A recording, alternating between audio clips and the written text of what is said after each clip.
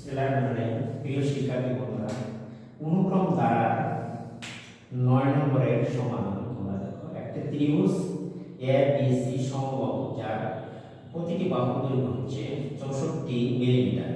তাহলে আমরা সমাধানের জন্য প্রথমে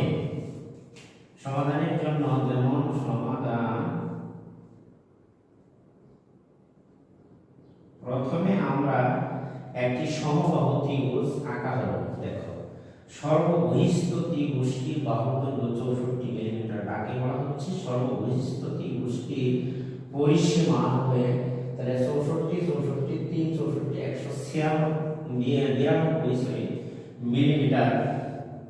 দ্বিতীয় ত্রিভুজটি এর ভিতরে অঙ্কন করা হচ্ছে বাহুগুলোর মধ্যবিন্দু যোগ করে। যেমন মনে করো ই এফ জি, এর বাহুর দৈর্ঘ্য হবে তার অর্ধেক, ৬৪ অর্ধেক ৩২ মিলিমিটার। দ্বিতীয় ত্রিভুজ ই এফ জি এর পরিসীমা হবে ৩ ৩ মিলিমিটার। এরপরে এর ভিতরে যদি আরেকটি ত্রিভুজ আছে, এই বাহুগুলোর মধ্যবিন্দু সংযোগ করে, তাহলে তৃতীয় ত্রিভুজ পি কিউ আর, এর বাহুর দৈর্ঘ্য হবে ৩২ এর অর্ধেক ১৬ মিলিমিটার।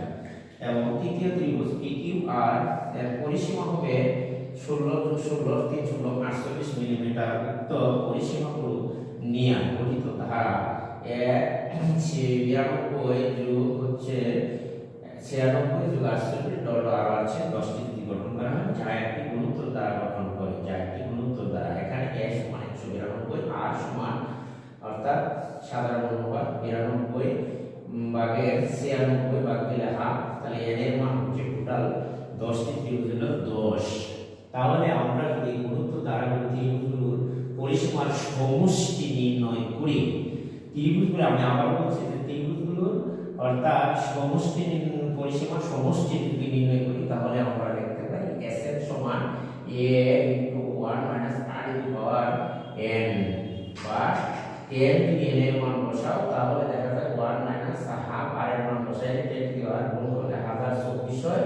10 হাফ করে দিলে ক্যালকুলেশন করে এখানে রসাও করলাম, তাহলে ২৪,০২৪ - ১,০২৩, তাহলে ১৯২ যোগ গুণন ২৩, ১০২৩ এ গুণ দিলে তোমার এরপরে ২৪ দ্বারা ১০২৪ দ্বারা ভাগ করে ১৯১.৮১25 বাই হাফ এর যদি ভাগ দেওয়া হয় 0.5 ভাগ দিলে ৩৮৩.625 মিলিমিটার এর পরিসীমা দৈর্ঘ্য পাওয়া যায়। প্রিয় শিক্ষার্থী বন্ধুরা, যদি আমার ভিডিওটি তোমাদের কাছে ভালো লাগে, তাহলে আমার চ্যানেলটি সাবস্ক্রাইব করো এবং পাশে থাকা বেল আইকনটি অর্থাৎ বাজিয়ে দিবা।